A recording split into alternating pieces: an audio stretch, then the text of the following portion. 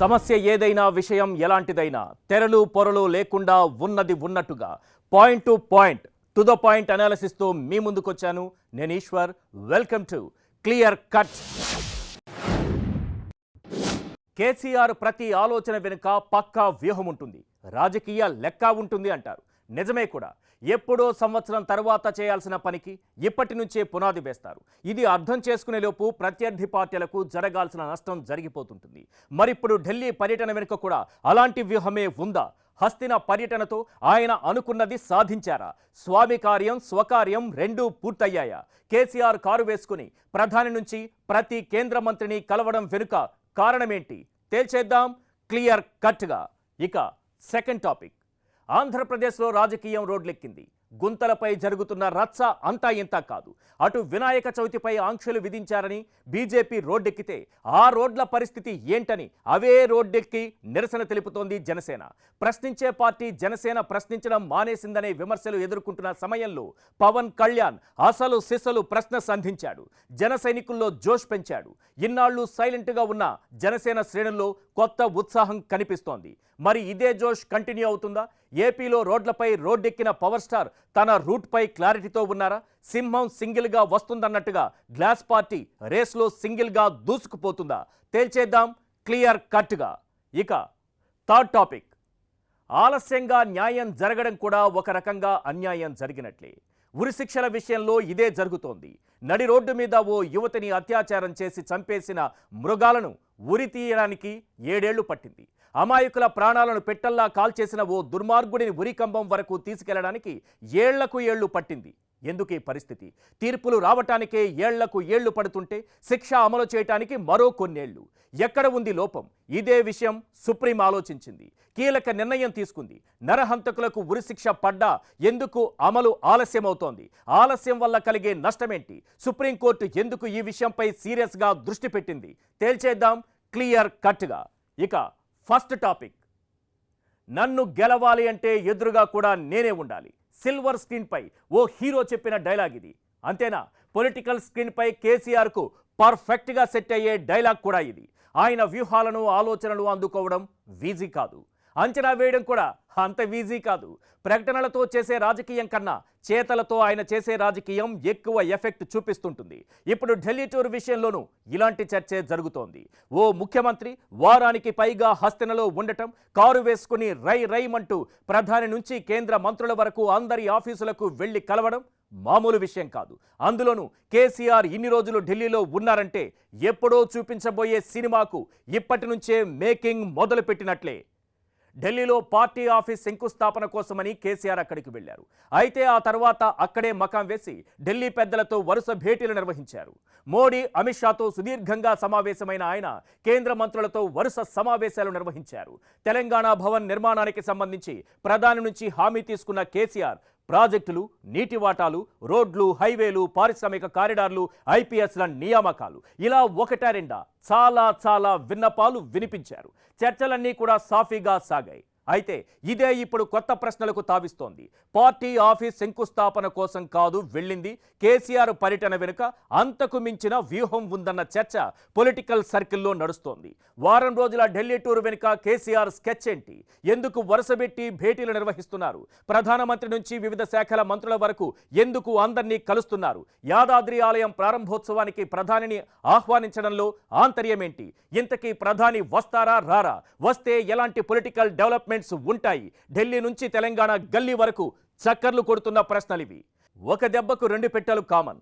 గురి చూసి కొట్టాలే కానీ ఒకే దెబ్బకు 3-4 పెట్టెలను టార్గెట్ చేయగలవు కేసీఆర్ వ్యూహాలు.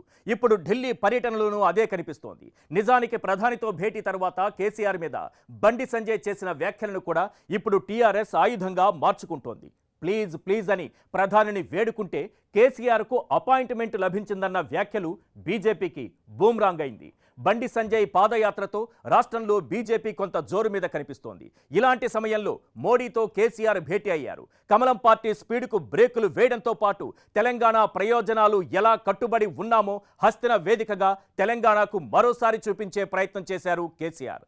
ప్రధాని మోడీ కేంద్ర మంత్రి అమిత్ షాతో కేసీఆర్ ఎందుకు భేటీ అయ్యారు, దాని ఆంతర్యం ఏంటో ఎవరికీ తెలియదన్న అభిప్రాయాలు వినిపిస్తున్నాయి. నిజానికి ఇప్పటికిప్పుడు ప్రధాని హోంమంత్రితో సమావేశం కావాల్సిన అవసరమైతే లేదని అంటూనే వారితో భేటీ జరిగితే తనకు రాజకీయంగా లాభం జరుగుతుందని భావించే కేసీఆర్ కలిసి ఉండవచ్చని విశ్లేషణలు వినిపిస్తున్నాయి. నిజానికి కేసీఆర్ వ్యూహం కూడా అదే అన్నట్లు కనిపిస్తోంది.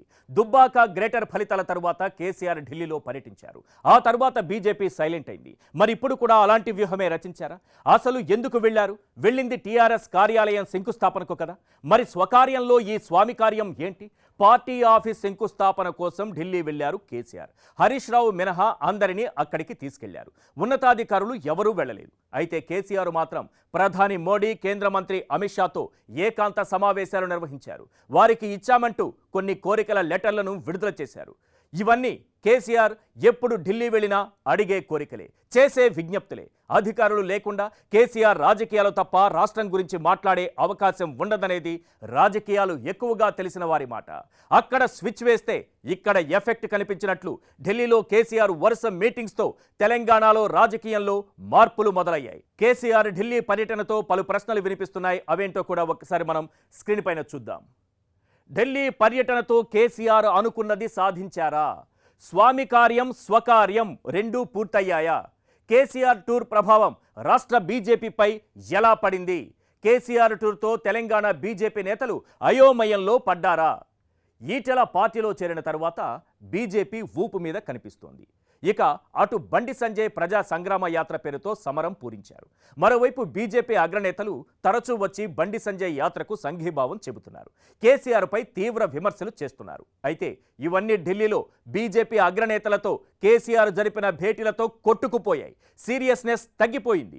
బీజేపీలోనూ ఇప్పుడు ఏం చేద్దామన్న గందరగోళ పరిస్థితి ఏర్పడిందన్న గుసగుసలు వినిపిస్తున్నాయి. ఇక రాష్ట్ర ప్రయోజనాల గురించి డిమాండ్ చేస్తూనే ఇక్కడ బీజేపీ జోరుకు సక్సెస్ఫుల్ గా బ్రేకులు వేయగలిగారు. ఇలా ఒక రకంగా కేసీఆర్ తన మనసులో ఉన్నట్టుగానే టూర్ను సూపర్ సక్సెస్ చేసుకున్నట్లయింది. మరి దీనిపై తెలంగాణ హోంమంత్రి మహమ్మద్ అలీ ఏమంటున్నారో ఒకసారి స్క్రీన్ పైన చూద్దాం. ఎట్లా అయితే చెప్తున్నారు బీజేపీ, కేసీఆర్ గారికి అంటే చాలా రెస్పెక్ట్ ఉంది. ఇమీడియట్ విత్ ఇన్ 6 అవర్లో అపాయింట్మెంట్ ఇచ్చిన. చాలా చీఫ్ మినిస్టర్కు అంటే 1 మంత్ కావాలి, 15 డేస్ కావాలి. మా కేసీఆర్ గారు మా చీఫ్ మినిస్టర్ గారు అక్కడ ఉన్నప్పుడు విత్ ఇన్ 6 మినిట్స్లో ఆయనకు అపాయింట్మెంట్ వచ్చింది. చాలా ఆయనకు రెస్పెక్ట్ ఇస్తున్నారు. ఎందుకు ఇండియాలో #1 గ్రోత్ స్టేట్ అంటే డెవలప్ స్టేట్ మా తెలంగాణ స్టేట్. అచీవ్మెంట్ ఏముంది?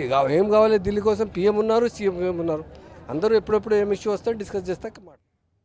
ఇక్కడేమో బండి సంజయ్ పాదయాత్ర చేస్తున్నారు. కేసీఆర్ అంతు చూస్తానన్నట్లుగా కామెంట్లు చేస్తున్నారు. జైలుకు పంపే వరకు నిద్రపోయేది లేదన్నట్టుగా ఘాటు వ్యాఖ్యలు చేస్తున్నారు. మరి ఢిల్లీలోనేమో బీజేపీ పెద్దల్లో మాత్రం మచ్చుకు కూడా ఎక్కడా వ్యతిరేకత ఉన్నట్లు కనబడడం లేదు.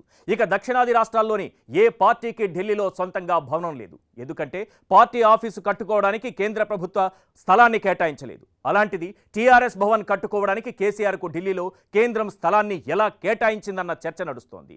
ఇలా ఒక రకంగా రాష్ట్ర బీజేపీ నేతలను కేసీఆర్ కన్ఫ్యూజన్లో పడేశారు. తన కారును టాప్ గేర్లో ఢిల్లీ వీధుల్లో తిప్పేశారు. ఇక్కడ బీజేపీ వారి స్పీడ్కు బ్రేకులేశారు. ఢిల్లీ పర్యటనతో రాజకీయంగా రకరకాల చర్చ జరుగుతున్నా తాను అనుకున్నది కేసీఆర్ సాధించారన్నది మాత్రం పక్కా. రాష్ట్ర ప్రయోజనాల కోసం ఎంత దూరమైనా వెళతాం, ఏమైనా చేస్తామని పరోక్షంగా చెబుతూనే కన్ఫ్యూజ్ చేసి మరి తెలంగాణ బీజేపీ నేతల జోరుకు స్పీడ్ బ్రేకర్లేశారు. ఈ ఢిల్లీ పర్యటన వెనుక అసలు వ్యూహం ఏంటన్నది ఇప్పుడు కాదు, రాబోయే రోజుల్లో మరింత క్లారిటీ వస్తుంది. కేసీఆర్ మార్క్ వ్యూహానికి ఇదో బెస్ట్ ఎగ్జాంపుల్ అన్నది మాత్రం క్లియర్ కట్లో సెకండ్ టాపిక్. రోడ్లపై ప్రశ్నిస్తున్నారు, రోడ్డెక్కి మరీ ప్రశ్నిస్తున్నారు. పార్టీ ఇక రోడ్డెక్కినట్లేనా? జోష్ బాట పట్టినట్లేనా? గతుకుల రోడ్లపై పార్టీ రూట్ క్లారిటీగా ఉందా? గుంతల రోడ్లపై నిరసనలు పార్టీ ప్రయాణం సాఫీగా సాగుతుందా? అర్థం కాలేదా? విషయం ఏపీలోని గుంతల రోడ్ల గురించి. ప్రశ్న జనసేన పార్టీది. 2019 ఎన్నికల బరిలో నిలిచిన జనసేన కేవలం 1 సీటుకు మాత్రమే పరిమితమైంది. 2024 మాత్రం గ్లాస్ పార్టీకి చాలా క్రూషియల్.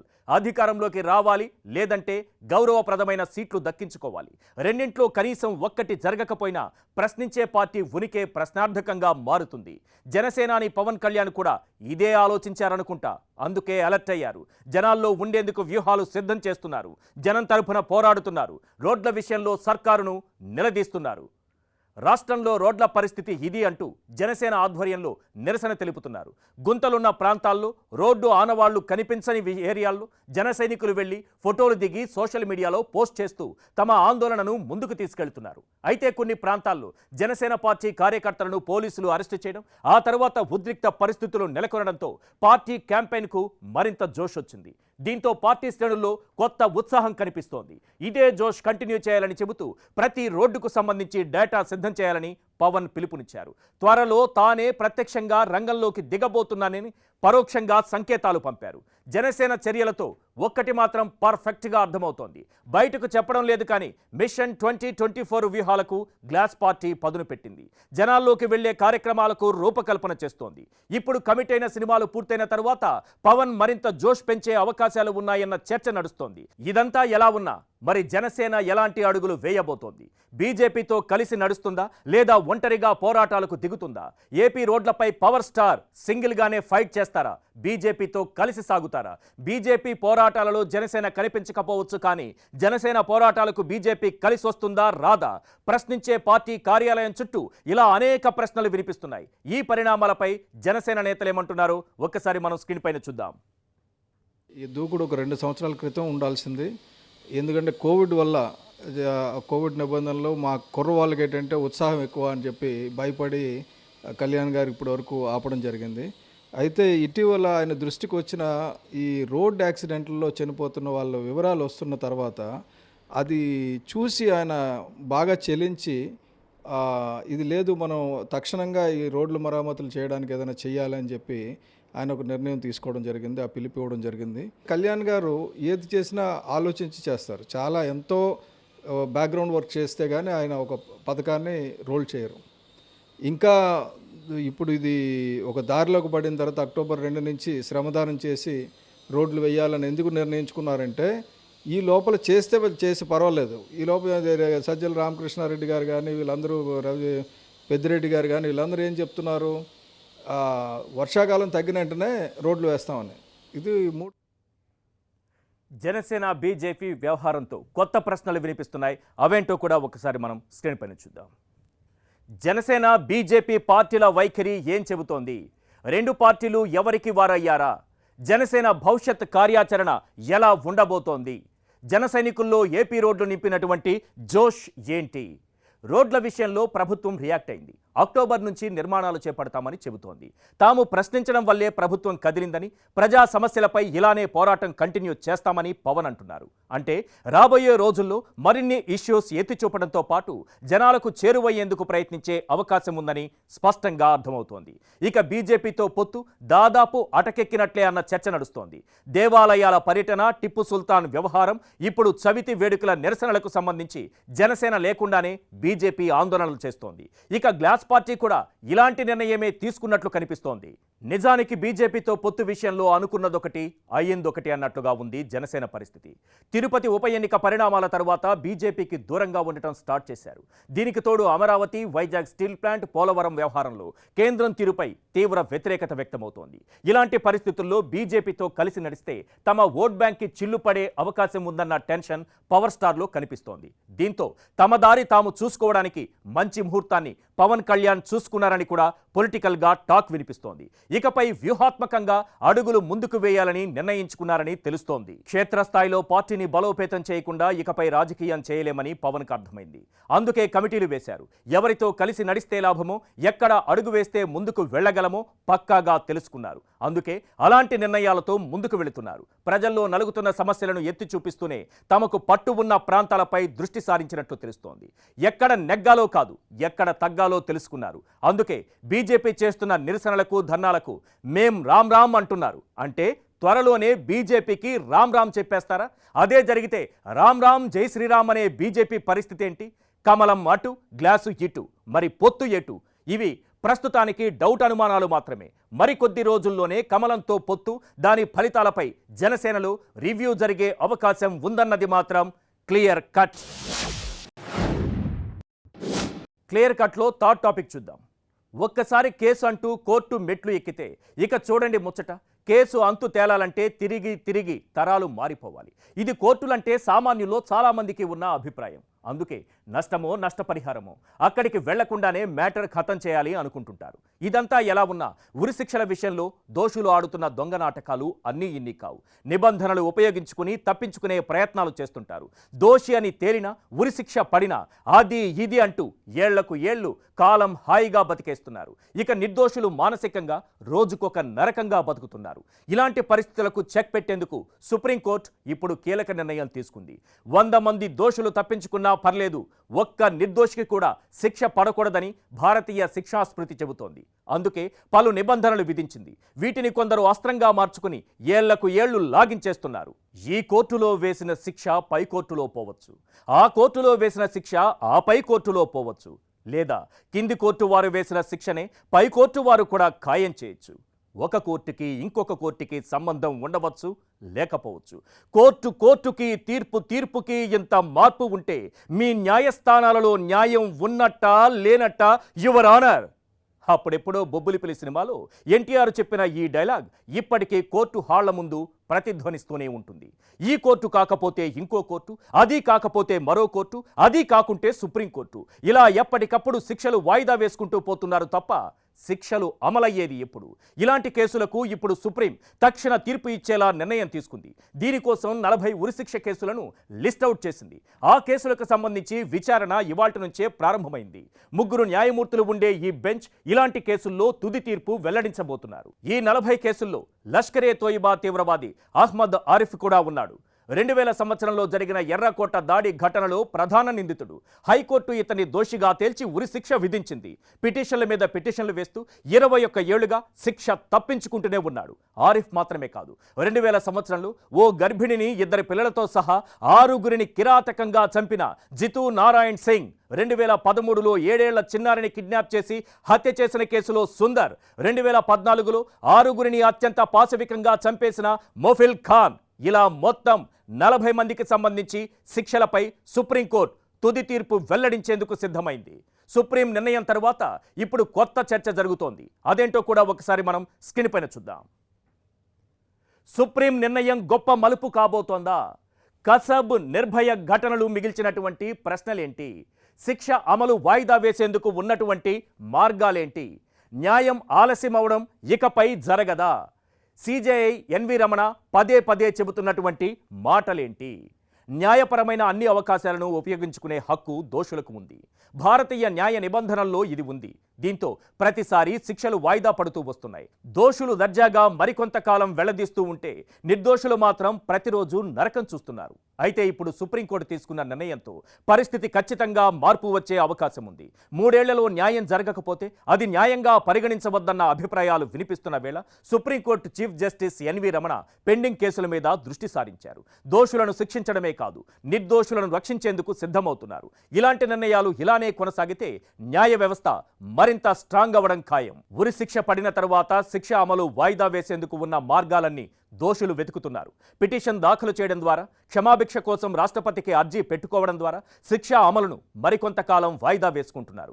ఒకవేళ రాష్ట్రపతి క్షమాభిక్షను తిరస్కరిస్తే ఆ తిరస్కరణను సవాల్ చేస్తూ కోర్టుకు వెళ్లిన ఘటనలు కూడా ఉన్నాయి.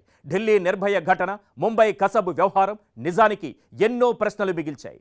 నడి రోడ్డు మీద 4 మృగాలులా రెచ్చిపోయి ఓ అమ్మాయిని అత్యంత కిరాతకంగా అత్యాచారం చేసి చంపేశారు.